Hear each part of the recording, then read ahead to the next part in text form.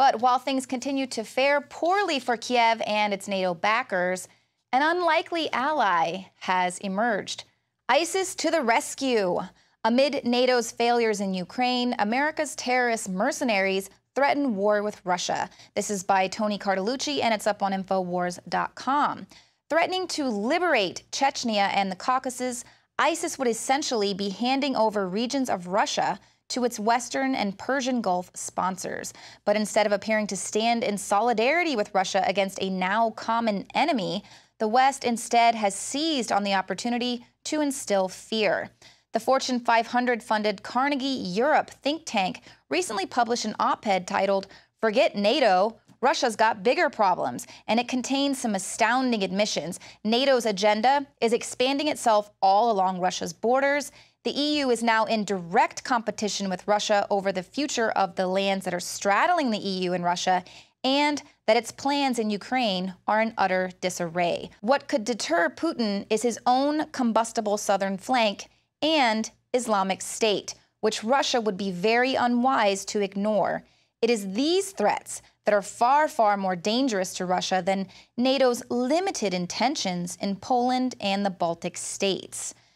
Now, if Putin thinks that NATO and the EU are his big threats, competitors, and enemies, he hasn't seen anything yet. The threat is clear. ISIS, which is a creation of the U.S., European, Saudi, Qatari, and Israeli design, is now being used as a global mercenary force, much like al-Qaeda was since its inception in the 1980s in Afghanistan. Now, Cartalucci argues that allowing ISIS to control large portions of the region would allow the West to perpetuate al-Qaeda throughout the developing world, basically granting global hegemony uncontested globally as well as at home, which is precisely why we are now hearing that ISIS is a threat to the United States.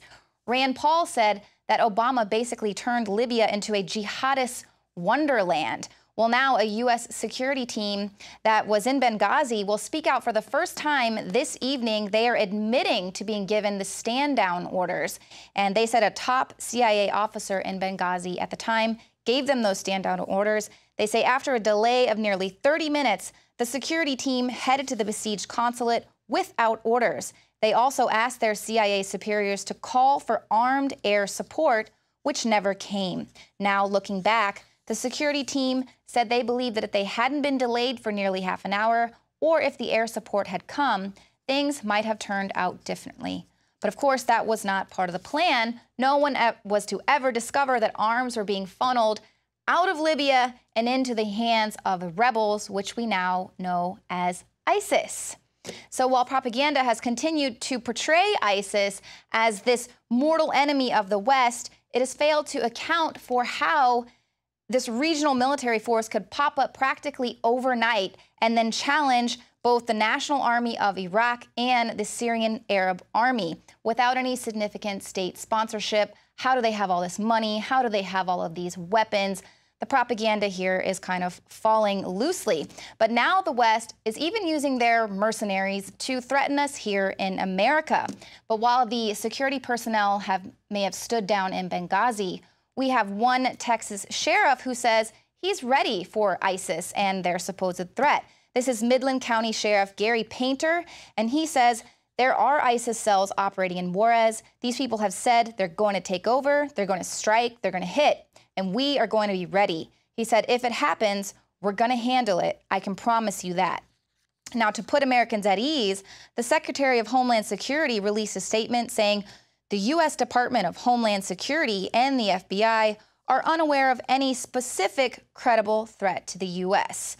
Of course, this allows the perfect excuse for a false flag terror attack on the United States, which, of course, will be used to strip us of our liberties. They can just say, oh, there's no credible threat. We know you're hearing radio chatter and ex-CIA officials are telling you that there is an actual threat and that there are ISIS cells operating there in Mexico, but we don't know anything about that. False flag. Absolutely. The threat is the wide open border, which we have been saying repeatedly here. Now, according to an alert that was released by watchdog group Judicial Watch, it cites high-level law enforcement and intelligence sources. Islamic terrorist groups are operating in Juarez. They're planning to attack the U.S. with car bombs or other vehicle-borne improvised explosive devices. Now, that kind of sounds a lot like the FBI-backed terror plot where they were going to send car bombs to Times Square. Now, despite these warnings that Islamic State terrorists are plotting to carry out attacks on the homeland from their base in Juarez, InfoWars reporter Joe Biggs crossed the U.S. border from Mexico dressed as an ISIS militant. He wanted to illustrate just how easy it is for anyone to get into America. Oh, but they're saying there is no threat, nothing to worry about. Don't worry about our little false flag that we're planning for you. And just to display how absolutely ludicrous it is that we have these wide open borders, but we're being told to fear this Western-created global mercenary group, ISIS.